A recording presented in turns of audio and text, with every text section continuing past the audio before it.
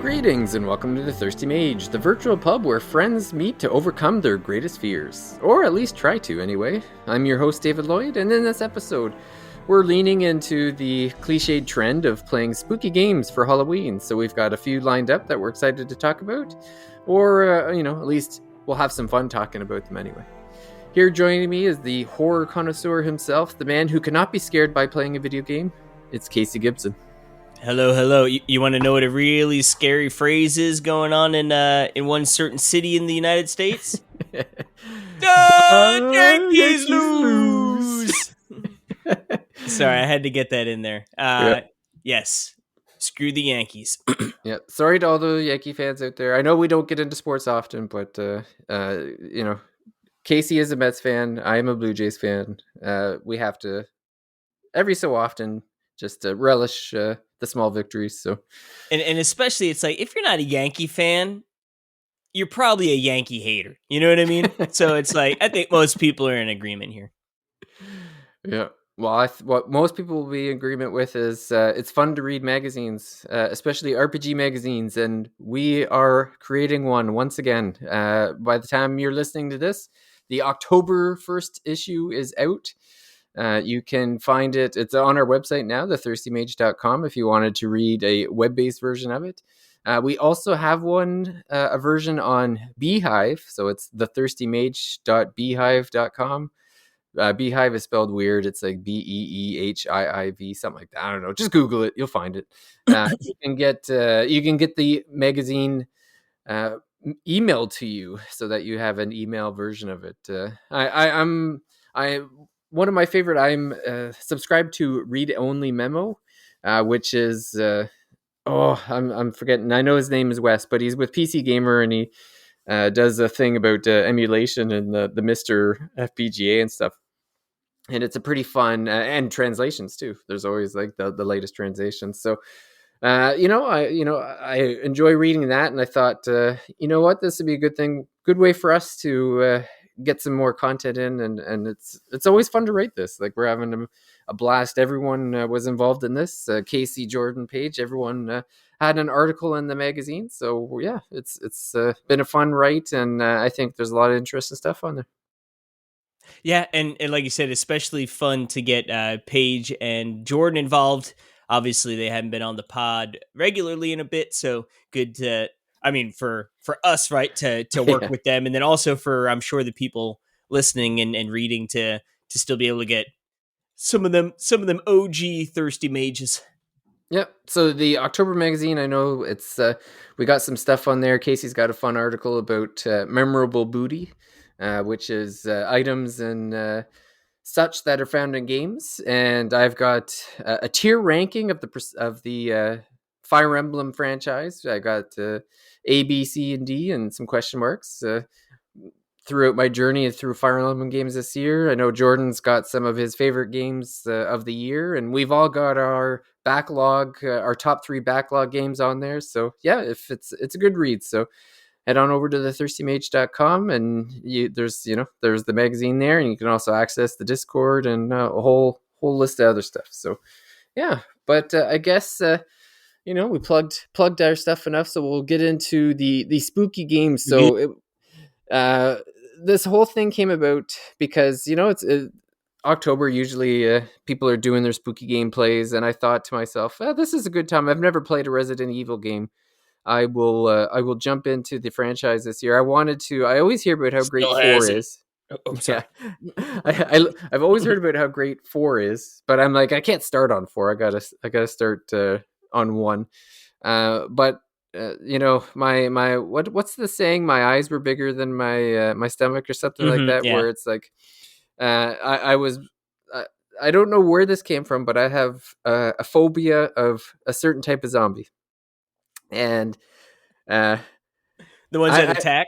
Yeah, I don't know, the ones that are like human and slow. It's weird. Like, and it's funny because I played through and enjoyed The Last of Us Part 2, and I think the reason for that was because the zombies in it aren't like, they're more like clickers, right? They're like super deformed. Yeah, they don't look like humans, and then like half the game are the clickers, but then the other half is like real humans or whatever. Yeah. So there really wasn't like those regular slow zombies. So yeah, well, so I asked Casey, I'm like, hey, you want to play RE1 with me? We'll pick up the OG. So I went to Steam. I purchased the first one. There's a remastered edition of the original Resident Evil, and Originally for the GameCube. yeah, yeah, that one is Yeah, the original was for PS1, and then yeah. the Resident Evil remake was for GameCube. Right, it looks amazing, Oh, okay. and I'm sure And they've probably done some upresing and whatnot, but I'm yeah, pretty sure that it's just the base game from the GameCube.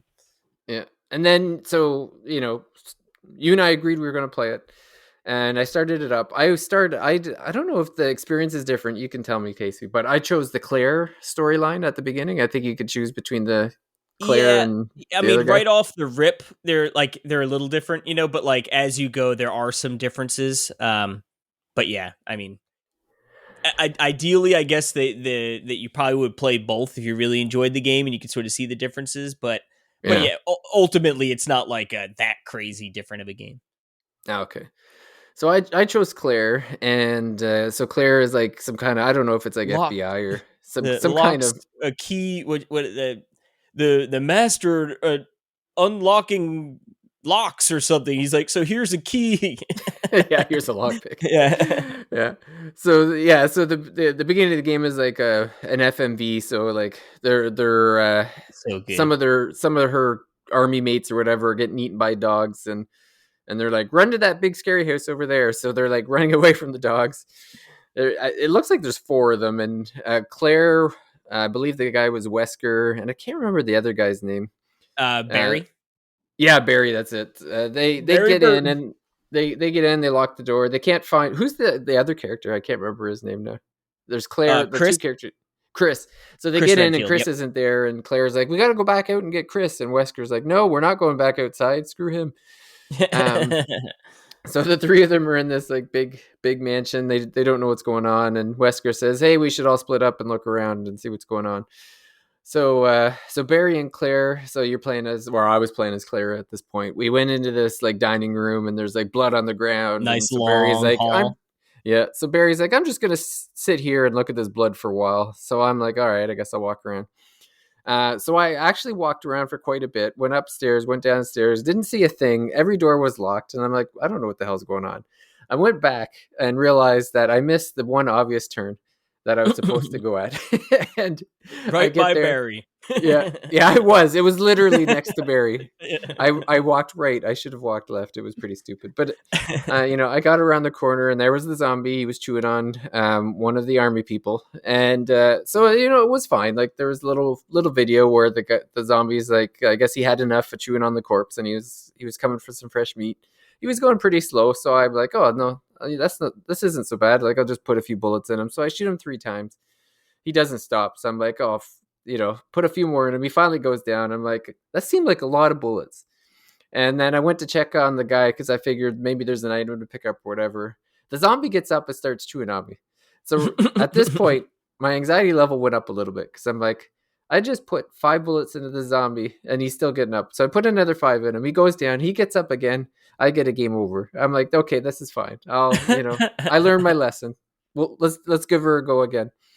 Uh, went the right turn, the right time. I found the zombie. I put a bunch of stuff in him, and he's still getting up. I can't kill this zombie no matter what I do. So I'm like, you know what? Maybe the point of this is to escape the zombie.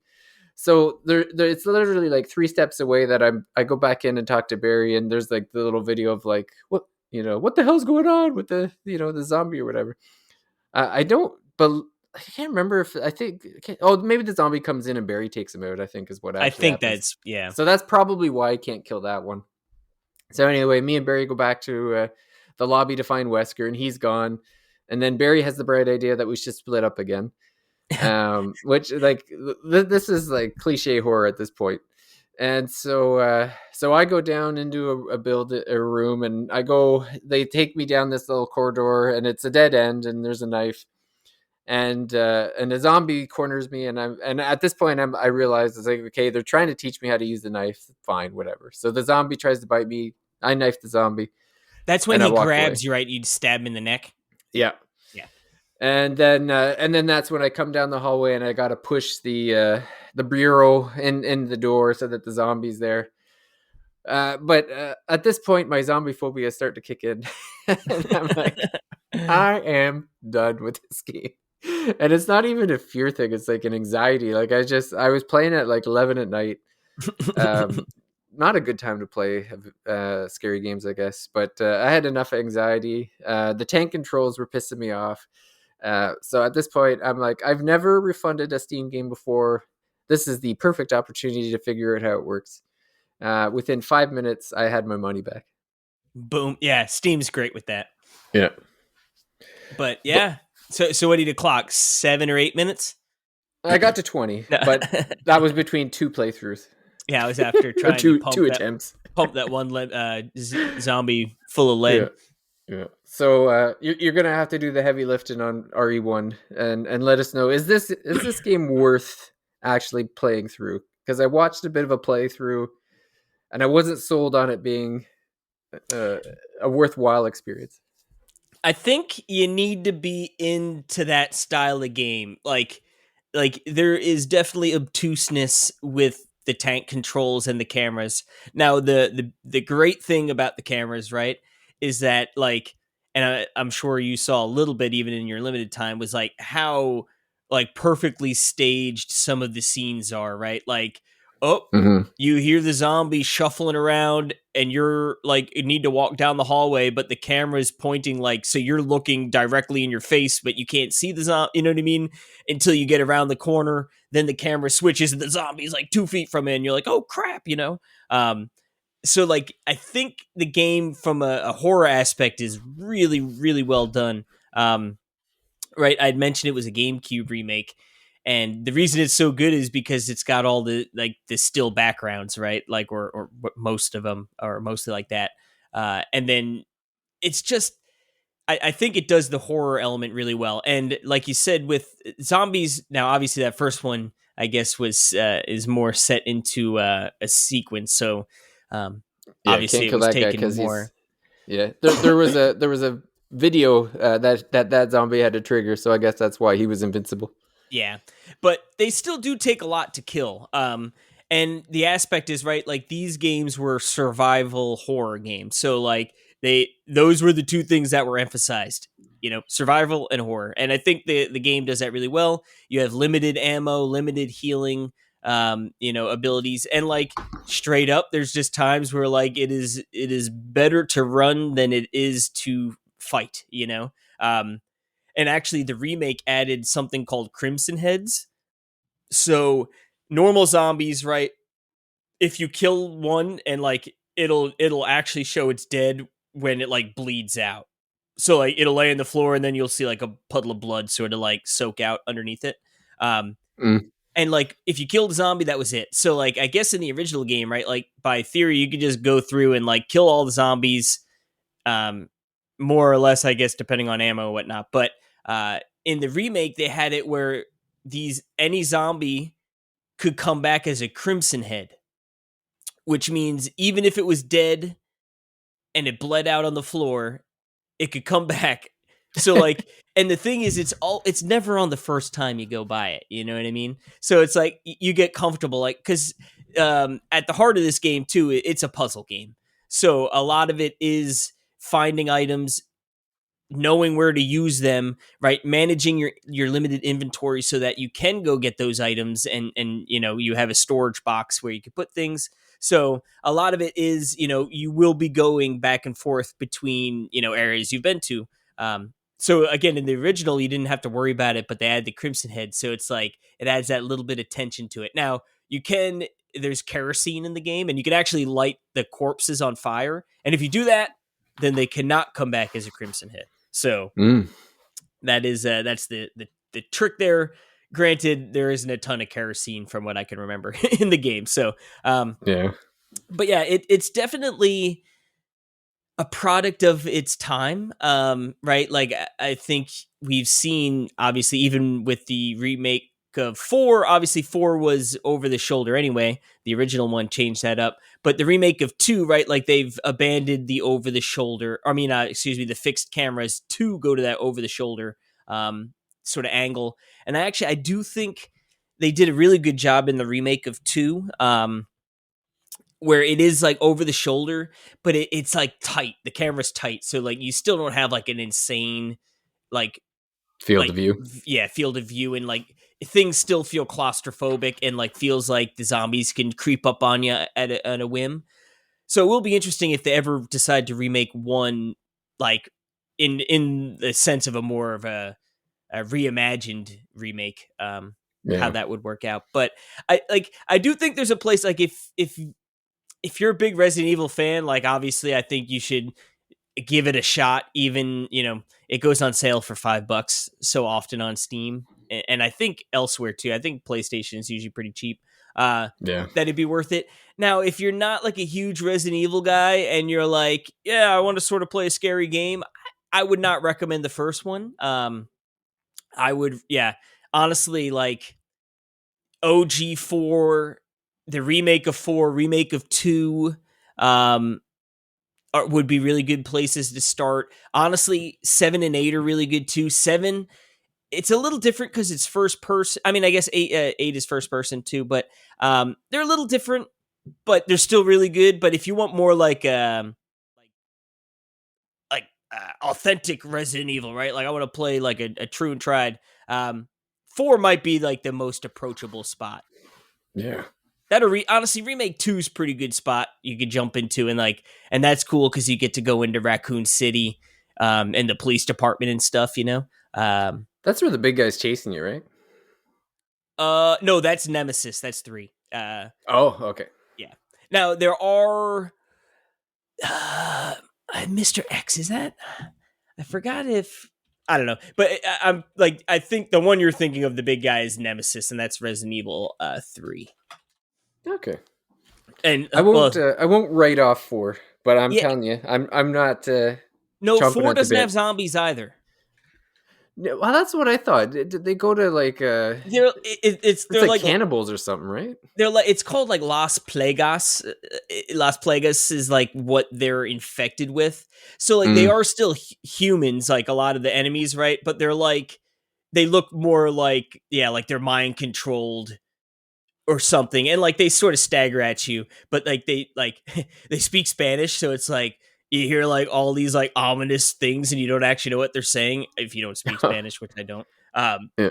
But it's more of like they're infected by a parasite, and then like you'll kill them, and then like some of them you'll kill, and then the parasite will like pop their head off, and then they like come back to you again, with like a big parasite head, and then you got to shoot the parasite. But Yeah. it's not like not More action though in 4 than. way more, yeah. Yeah. So yeah, like 1 and 2 original releases were very much in the same elk, right? Even 3, which is funny because actually Code Veronica, it came out on Dreamcast, that was really supposed to be Resident Evil 3, but they had a deal with Sony to give them like the numbered ones. So that's why like Resident Evil 3 Nemesis, and it's like weird that you just got like this big guy chasing you. Like that was supposed to be the spin-off game, and Code Veronica was supposed to be the Oh, the true one. like true 3, but I Yeah. guess with the deals and whatnot, they just sort of like swap the names, you know Yeah. what I mean? So That's funny. I've never played Code Veronica, and I really do want to play it. But yeah, 4 quote unquote jump the shark, if you will, in terms of like there are still some scary elements of it, but not nearly as much, and yeah, way more action. Way more like tense moments, you know what I mean? Where like the Yeah. first area of the game, without spoiling too much, like you go into a town and all of a sudden like it's like, oh nope, everyone in the town is trying to kill you, you know what I mean? And it's like, good luck.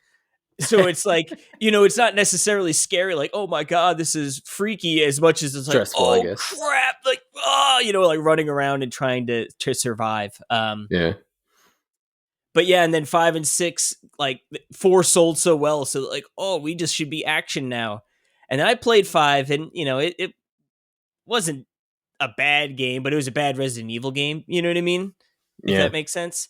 And then I never played 6, and then 7 got back into Scary Town.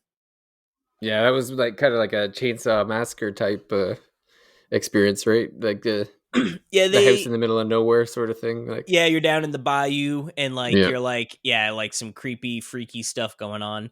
And then 8 sort of continues that with the Ethan Winters character. And then yeah, 9 comes out not too far from here, a couple months. So yep. it's funny how like talking about Resident Evil. I did a Resident Evil video on you on for NWR like forever ago. So like I feel like it's funny like thinking about it. It's like, man, I know a lot about Resident Evil. Video did pretty well, if I remember. uh yeah, I don't know. I enjoyed making it. It was fun Yeah, fun to do. But yeah, good old Resident Evil. Yeah, yeah, if you were yeah, gonna and go back and give it like a shot, like I said, I think 4 would be like the you'd probably have the most fun with, like right off the rip, yeah. you know? But like I love like two's really good too. Like being in Raccoon City, I think is really awesome. Um and Leon, I mean, I guess actually 2 and 4 are both Leon. Leon's the man, so can't go wrong with With the a Leo. Leon Kennedy led game. Yeah, well, that sounds good. Pretty sure my next spooky game is going to be a Devil Survivor, but I'll at least You keep it on mean the radar. Silent Hill F? Yeah, you've been trying to get me to play that game, and there's no zombies that I think would give me anxiety, but Silent Hill still looks pretty freaky to me. So you're gonna have to sell me here on now. Silent Hill F, is this F is this isn't the remake of 1, right? No, so this is a brand new game. Yeah, that's Yeah, what I thought. they so I feel like this episode is just me rambling about my history and all these survival horror games. But I played the first one. It was 2012. So 13 years ago, which is crazy. So well after it came out, and I remember playing that and being like, "Oh my, this game is freaking scary, dude! Like way PS1, scary." right? Resident Evil. What's up? Was it PS1 or PS2? PS1. Yep. Yeah. So it Yeah, I was, thought it was PS1. Yeah, and it's funny they've confirmed they're remaking one now, but it's still the yeah, only way to play it. I think is on, yeah, well, minus online ways. yeah. But like I don't think they like I just sold. So me and my buddy bought this game, or I did because we wanted to play it. I think I bought it for like $20, and I sold it for like 100. Just the loose Holy, loose disc. Um, it's but yeah, awesome. so yeah, Resident Evil, right? Zombies, like is the main thing, right? You got guns and stuff. Silent Hill is definitely, I guess there are guns in the franchise, but in terms of F, like I have not gotten any guns. It's all been melee weapons. But yeah, so I originally played the first one back in the day. It's way more psychologically scary, you know what I mean, than like zombie scary. And then Hmm. I played the remake of 2 last year, and it was, I think it's my second favorite game of the year last year. Like, really, I couldn't believe how much I enjoyed the game. And like I said, I didn't play the original or anything. And then now I'm playing Silent Hill F, which is a brand new game. And most of or all the Silent Hill games have sort of taken place in like a Western society, right? I don't know if they ever say where, you know. Um, in my mind, I always think of like the Great Northwest, like a Silent Hill somewhere northwest of the U.S. or something. But um, F is actually located in Japan, so this is a totally new setting for Silent Hill, and you are playing as Heineko, which is she's I think 15 or 16. I forget if they say the age or not, but she's like a high schooler. You know what I mean? And Hmm. this takes place in the 1960s, and the game is really, really weird and messed up, right? So it starts off, it's sort of like, hey, you got a weird relationship with your father, and like not too good. You're like a tomboy, and like you've got your best friend is this guy, and like you call him, you're like, hey, he's my partner, I'm his partner, like. and I guess he never really saw her as like oh, she's like my bro essentially, you know what I mean? So he's like, no, he didn't think I was weird for being a tomboy. And again, this is right like 1960s, so I guess that being a tomboy in 1960s Japan would be more of a uh, something to be ridiculed about, I guess, you know. Um, at least you are by your one friend. Um, but it's, you know, I feel like what I like about Silent Hill is like they throw a lot at you, and you're sort of like, what the f, you know what I mean? Like, what is literally Silent Hill F? Um, Yeah. and it's like, okay, like what's going on here? And then you sort of get to peel back the story as you're going on. Um, and I guess right in Silent Hill 2, it's sort of like you're in the town of Silent Hill, and then then you like cross over into like the fog world version of it. And it's like the regular version's messed up, but the fog version is like really messed up. You know what I mean? Um, for instance, in like Silent Hill 1, it's like, oh, you're in the school and it's weird and creepy. But then you go into the fog version of the school, and now the floors aren't like regular floors. They're like grates with a bottomless pit beneath you, but you hear that footstep on grate, you know, that sound, you know, like Yeah. echoing through the hallways. And it's just like it really ramps it up. So in this game, when you like, there is that main town you're in, which again, it's super messed up. There's things trying to hurt you and kill you. But then you'll like, you won't go into like a fog world. You go into like, you'd almost call it like a spiritual world. Um, where it's like, whether like there's one time like she takes like a nap and then she like goes into this. There's one where she gets like pushed downstairs and like gets knocked out, and then she goes into the spiritual world, right? And the spiritual world is like the effed up version, but it's not like a replica of the town, if that makes sense. Like it's just like another area where some weird ass crap's going down. Yeah. But I don't want to get too much into spoilers, but I'd say like this game focuses definitely on like this. Well, I started on hard difficulty and then I dropped down to the story mode. Uh, so when I was Baby doing the mode. hard, yeah, baby, big old baby. I hate when they name it story mode, dude. It's like just call it normal, you know, just call it normal for me, please. Um, but it's like oh god, where was I just saying? Oh, when I was on hard, like it was way more. I was like, oh, this game is definitely leaning into like the survival aspect, because like I'm getting hit hard and like there's not a lot of things to heal up. But I dropped it down because it was too tough. And like I also feel like it's probably one of those games. Maybe it's better to do hard like a second run through, you know, because like, oh, this area is sort of scary, and then like you redo it 10 times because you keep getting owned, and then like it just cuts the tension, you know, where it's like, oh, now this is more frustrating than like scary or entertaining, you know. Hmm. But what's cool about it is like the way you sort of upgrade yourself is by like sacrificing items that you find out in the world, right? So it's like, oh, I could use this to heal, or I could sacrifice it as an offering, and then I can use like the faith. I think they're faith or whatever the currency you get from that to upgrade my character's stamina, health, or insanity or sanity, I guess I should say. And it's cool because I feel like it has that risk reward. You don't have like a huge inventory, so it is one of those things where you sort of got to like, well, how much of this do I want to save to potentially use in battles versus like, oh, I want to get upgrades versus, oh, I want to be able to carry things, you know what I mean? Hmm. Um, and not have to leave them out in the world. So, uh, but yeah, I really like the enemy design. I think actually that's where I like Silent Hill better than Resident Evil. I feel like a lot of the Resident Evil bosses sort of devolve into sort of like, oh, like big giant grotesque monsters with bunch of eyes, you know what I mean? It's like, oh, they've just been pumped full of like the T virus or whatever virus, and like now they're just a big blob of mutation, you know what I mean? Where I Yeah. feel like Silent Hill 2 doesn't have a ton of variety in its enemy types, but I think it works to its advantage actually, you know. And so far in F, like there haven't been a ton of different enemy types, but the ones I encounter, like obviously they're memorable because you run into them a bunch.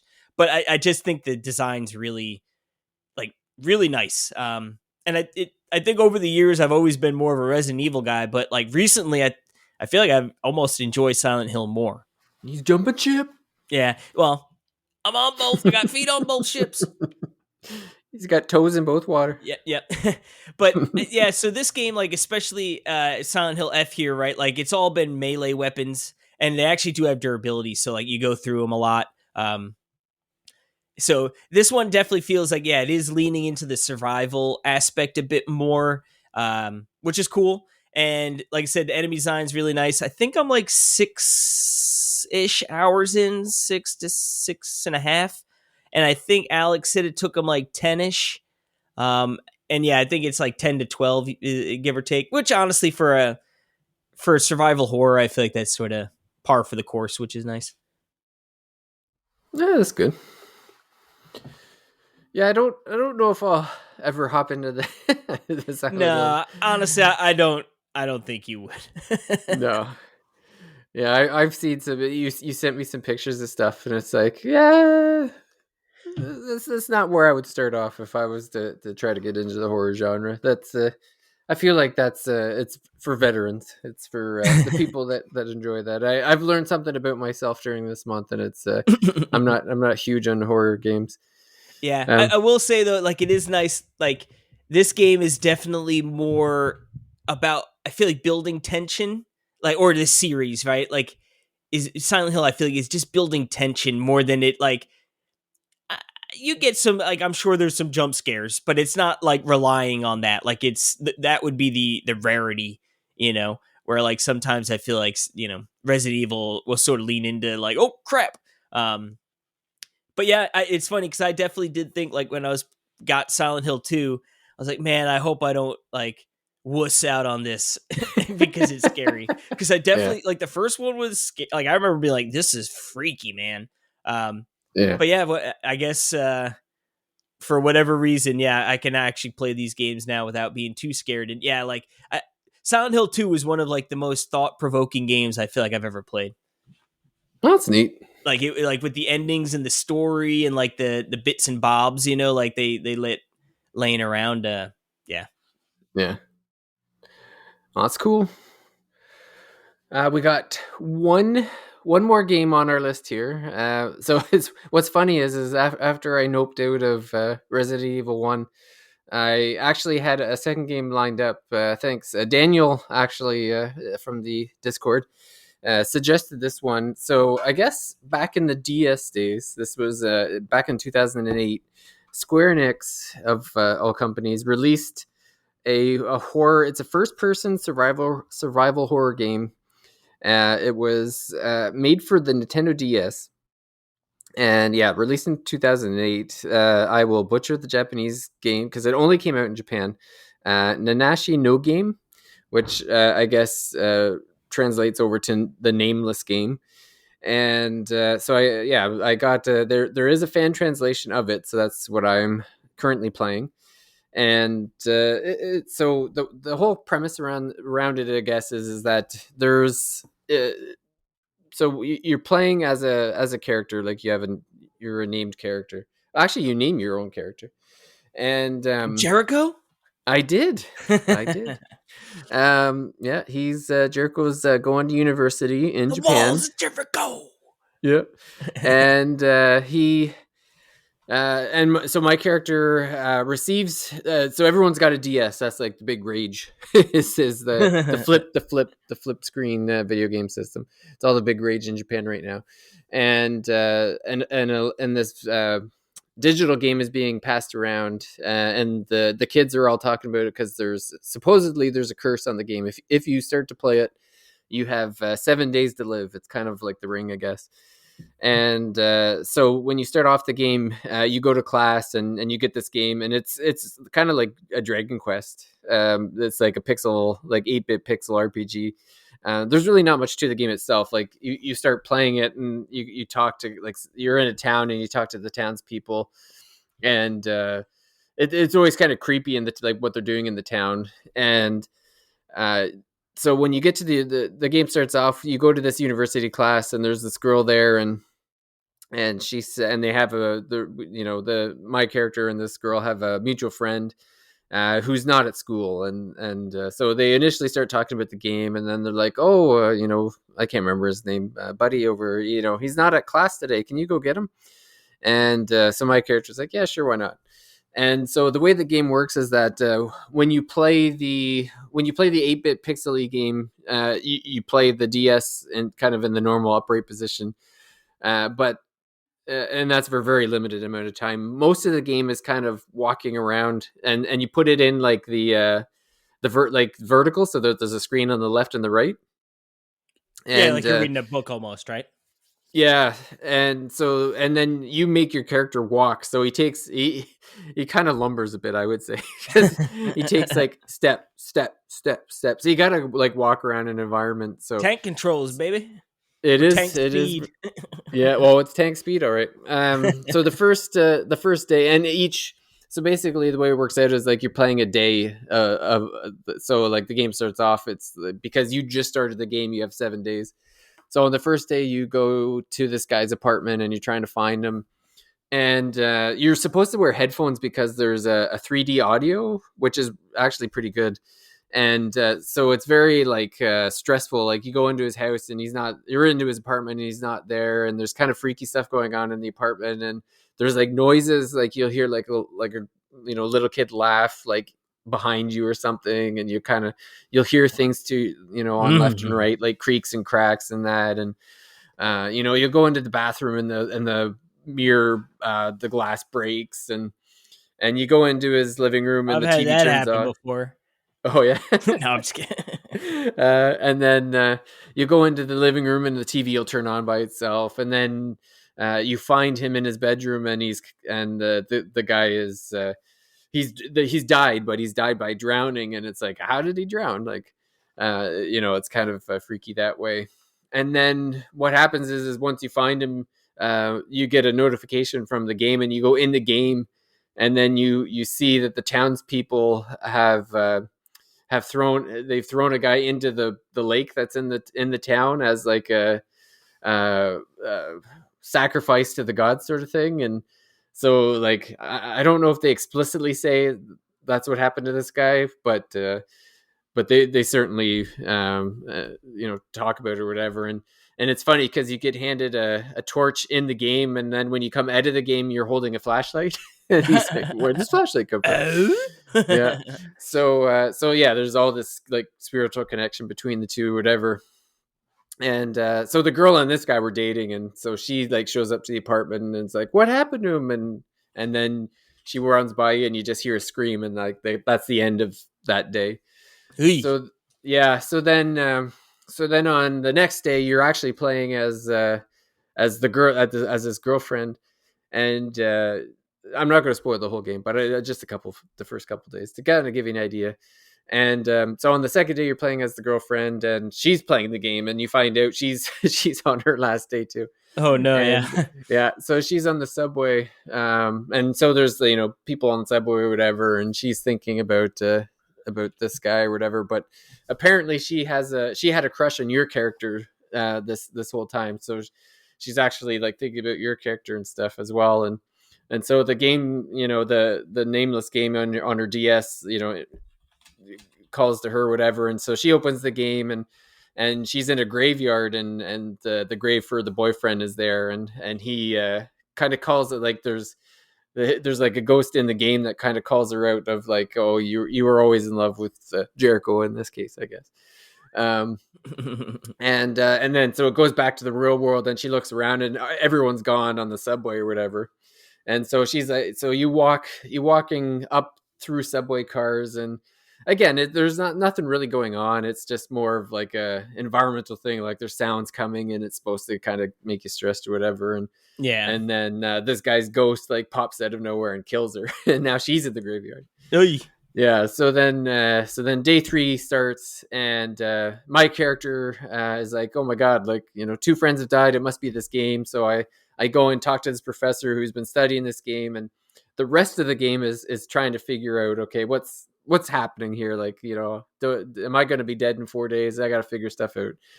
So the first thing is you find the IP address of like where the game came from, and it's from this hospital, abandoned hospital. So day 3 is me walking through the hospital, and basically the rest of the game is you walking through these creepy locations trying to get clues of what's happening, while also not you have to avoid the spirits that have died from this game. Like in the Oh, they hospital, one yeah. yeah, so in the hospital, I run into the girl's ghost, and she like chases me through the hospital, and I gotta like escape without her catching me. And That's there's pretty another cool. ghost, yeah, and there's another ghost that pops up, and you're yeah. So it's basically like you're walking through these areas, and the heartbeat's going because there's noises coming from stuff, and there's like little jump scares, and sometimes the ghost will pop out, and sometimes it's kind of puzzly in the sense of like, oh, there's a ghost in that room, but how do I get past him, or how do I not die from him? So you have to kind of figure things out that way or whatever. And so it's a pretty neat game. I think my biggest complaint of the game is it's a little bit slow because the walking is very like move. You're like you're going so freaking slow. Long, yeah. Yeah, he's like step, Put a step, little pep in the step. step, Like baby. They're padding it out. yeah, well, yeah. Like there is a way to I want to use air quotes run, and in that you have to hold the stylus on the screen while holding up on the D-pad, or what is actually right on the D-pad the way you're holding it.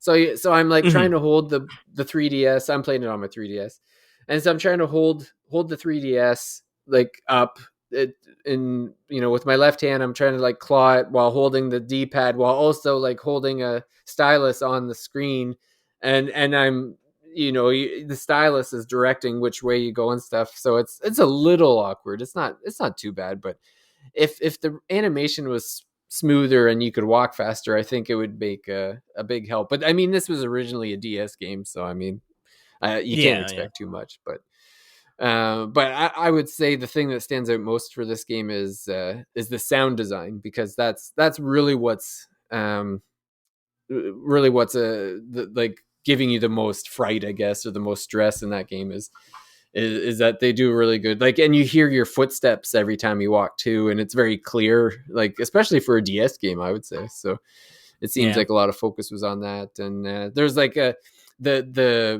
the game that's cursed or whatever has like an 8-bit soundtrack, like so it always has like a theme, which is kind of it's kind of neat because it's like you have that NES feel to it, but it's still kind of spooky, like Yeah.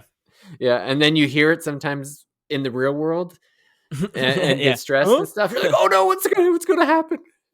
So All of a it's sudden, yeah. you hear the ice maker make some noise in the kitchen. Ah! Yeah. Yeah. Yeah, so it's yeah, I'm enjoying it. So it's something to consider. It's funny because Square Enix always has like these weird games. Like there was a game that murder mystery game that just came out. I'm gonna have to look it up now. Um, it's not the Portopia murders.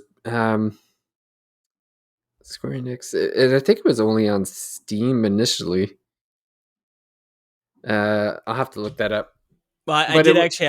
I sent you something too. I forgot there is a Resident Evil 1 for Game Boy Color. It might be a little less scary for you. oh, is it really? Well, it was canceled. But Oh, I think like I sent you. There's like a 10-minute video. I forgot if it was like dumped, like the ROM or like someone in a leak. I don't think it's the complete game, but I think you can play it.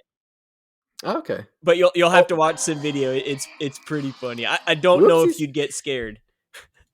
Oh, I'll watch it. Hopefully the zombies aren't too much. Yeah. So the game I was thinking of it's called Paranormacite: The Seven Mysteries of Hanjo. So it's kind of a spooky game. It's It's a oh, great name. yeah, I played it a couple years ago, and it got really rave reviews. Like it was getting like 9 out of 10s. It won some awards. It was 2023. Yeah, so solve an ancient mystery in this horror adventure visual novel game. So so it says, in Japan, whispers surround the tale of the seven mysteries of Hanjo. A mysterious rite of resurrection leads to conflict between those who have the power to curse. Those who have the between those who have the power to curse. Yeah. Oh yeah, there's like I think like people get these powers where they can. There's like 7 people and they all get like a power. They have the ability to kill someone in a different way, and you're a detective and you're trying to like solve the like you're investigating all these strange deaths, and there's like it's a visual novel, so there's like false endings and stuff where it's like, okay, well I screwed up, I got to go back to like the timeline and figure out how to get past this or whatever. And um it's really well done. Like it's if you haven't played Paranormal Site and you're looking for a spooky game, that's definitely a good option for this year too. I really enjoyed that one. No zombies, so it's So gets the David approved. David stamp of approval. Yeah, that's right. Scary, but not zombie scary. Yeah, scary but doable. Yep. So yeah, so I guess what we learned with this episode was I'll play Square Enix horror games because they know not to they know how to not scare me in the way that I don't like. Only when they make pocket editions. Yeah, that's right. That's how they scare David. Yeah, there's nothing scarier than a pocket edition game. Let me tell you. Oh well, that might be it for our October. Is there any other horror games that you might recommend to the folks out there that we haven't already talked about? um, phew. uh, I remember Outlast. That was an interesting one. They've had a few. I know there's Outlast 2 and then I think a third one. But I only played the original, but it's cool because it's non-combat game. So like the idea is you are like a journalist trying to go, a freelance journalist trying to go like get your big scoop, you know what I mean? And like you hear something about this psychiatric hospital, so like you sort of go over there and then you gotta like sneak in, um, and all you have is your recorder, your camcorder, and like the game is very dark and you use that camcorder to see, but you have batteries, right? So Oh it's yeah. like you need to relegate and like decide when to be able to use, like when to be able to see really well, and like when you got to sort of navigate, in the dark, or maybe not pitch black or anything, but a lot of like, oh crap, there's an enemy, like run, run, run, hide in the locker, or like hide underneath the bed. Like, so it's like you don't fight the enemy ever, you know what I mean? It's always just sort of trying to hide. So it's got interesting tension in that sense, right? Like that you really are at the mercy of just like booking it. But yeah, that one is like a jump scare kind of game, I feel like. But I remember really liking that one. I think the second one got more into like satanic cult stuff, where like this one was sort of more like and like one of those you go in there and you sort of uncover the story by like memos and things, Yeah. but yeah, that's a good one. I'm trying to think what else. This Game Boy video is hilarious. Right, isn't it so good? Yeah. So like it's funny that they like tried to port, and like it sort of looks pretty good for a Game Boy Color game, really. You know what I mean? Like to This try and greatness replicate plays that. on Game Boy Color. There's like this looks like a GBA game, not a Game Boy Color game. I can't imagine this would run on an actual Game Boy.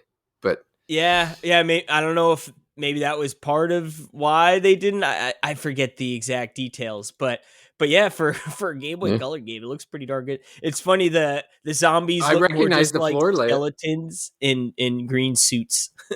Oh, I'm about to see the first zombie. He's going down the hallway that I kept screwing up on. Oh, there he Yeah, is. Here comes the zombie. Oh yeah, he's like a skeleton with red eyes. yeah. It's And like when they hilarious. zoom out, you'll see it. It's He's got no like arms. clearly he's got like they show like the spine, but it looks like a tie, doesn't it? Almost. Yeah, it does look at that. That's hilarious. I think his arms might be straight up trying to grab you. Yeah. Oh, okay. Yeah, I see the arms now.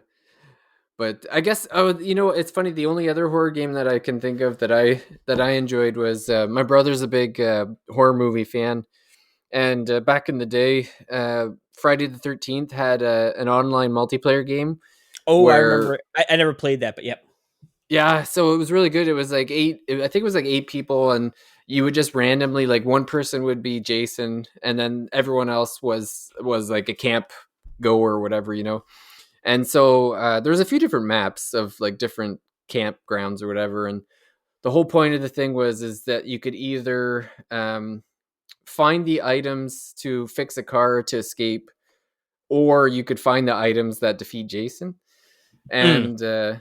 And so the whole time the character that's playing Jason like gets certain powers to find people or whatever, and so the Jason character is supposed to kill everybody, and then the campgoers are either trying to kill him or escape or whatever, and that was basically the game. And I think there was like a time limit of like 15 minutes where if Jason didn't kill everyone at the end of the 15 minutes, then there was like a cutscene where they just like escape or whatever. and uh and I think there was like rankings and points and stuff based on how well you doing. But yeah, it was always fun because it was because like again, you don't know who you are when you get in there. And I think certain camp, like, you would choose the camp person you wanted to be, and I think they had like different abilities, like faster or stronger or something. But it was a pretty neat game. But I guess licensing issues cropped up, and I think the game had like they had to take the servers off, and so Mm. you can't play the game anymore. And I think the developers ended up recreating the game, but as I think it's Texas Chainsaw now. Like, so I think it's the same premise, but it's with the characters Different from the skin. Texas. Yeah, I think they just reskinned, but um, which is too bad because the even in there was like one last update before it got shut down where you could.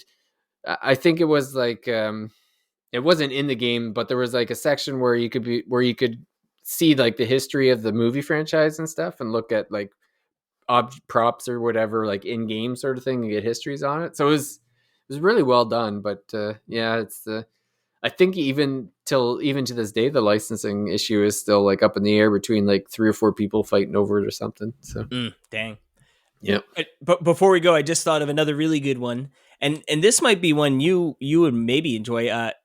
Until Dawn on I came out for PS4. I don't know if they have a PS5 update or whatnot. Oh yeah, rebuilt from the ground up for PS5. Okay, yep. So they re-released it. This one was like it's like a campy horror movie, but like your decisions matter, right? So it's like a lot of it gets to where it's like sort of a quick time event where it's like, oh, do you want to save this person or this person, you know? And like your actions, right, will obviously change how the story goes. And I believe they got like a lot of like did you ever see the Queen movie, the Queen like biopic movie? No, Like the but I'm looking at it and I recognize some of the actors in it. yeah, because it's got Hayden Panettiere, I believe. And Oh then yeah, like from Heroes. yep, and then the main guy, he's got such a look to him. He was in that Queen biopic. I forget his name. Ram. Oh, Rami Malek. Yeah, that. Yep, him. Yep. So he's in it. Uh, but yeah, I played this. Oh Shoot, I yeah, there he mean, is. a long time ago. But yeah, so it like the big thing 2015. is like it does have like some like very horror esque kills and stuff and over the topness. Um, but yeah, it's like a lot of like, oh crap, I got to make a decision quick, and then all of a sudden like things happen and people die um and like it's sort of like, hey, we're trying to survive this night, and that's the goal, right? Is like to until dawn, right? Like just wait, it survive till the morning. Yeah, Honestly, I'd really like to play this again at some point, but not for it $60 reminds on me. PS5. I know it. It reminds me of those supermassive games. I'm trying to remember.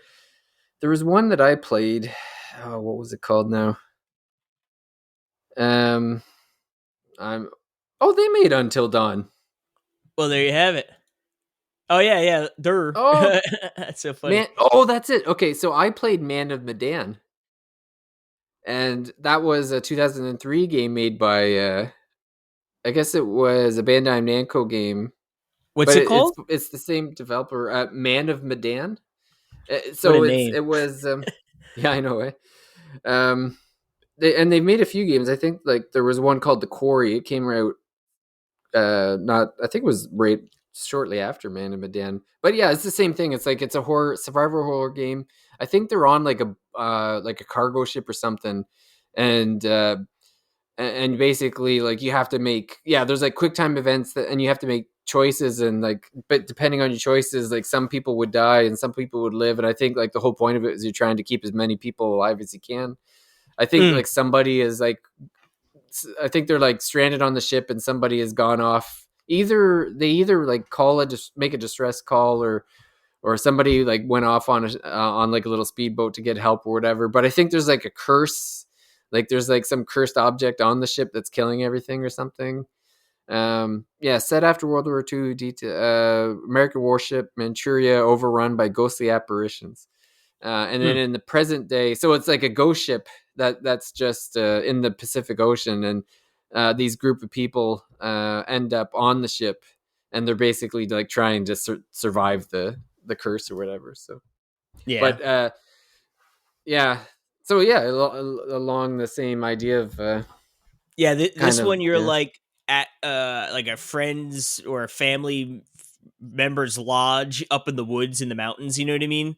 So it's like snowy out and you're sort of super isolated, and yeah, like there's a whole like I said, I think it's like a bunch of kids there, right? Like, and then yeah, you sort of see them all die off as they go. Um Yeah. but yeah, this one, I mean, if you like that game, it's been a long time since I played this one, so I don't remember how scary it is. Um, but it's like a hack and slash like movie that you can Yeah. play, right? So like I'm sure there's some definitely like jump scares and stuff, but I definitely remembered like oh, this is crazy, like you absolutely influence who's just gets murdered and like bloodily and terribly. Um Yeah. but yeah, it's funny that you've played a game from them. Yeah. That's fine. Well, I think that'll probably do it for Spooky October. We can go back to the comfort of playing Trails in the Sky remake. In the meantime, I know Casey and I are about halfway through the game as of this recording. So yeah, there's nothing. If I had to pick a game that is the exact opposite of a horror game, Trails is it. Yeah, So that if beautiful you're cheery looking, music. yeah, if you're looking to recover from zombie anxiety like I am, yeah, join us with Trails. But I guess until then, enjoy your spooky October and your horror games, and we'll see everyone out at the next Thirsty Mage. Bye for now. Adios.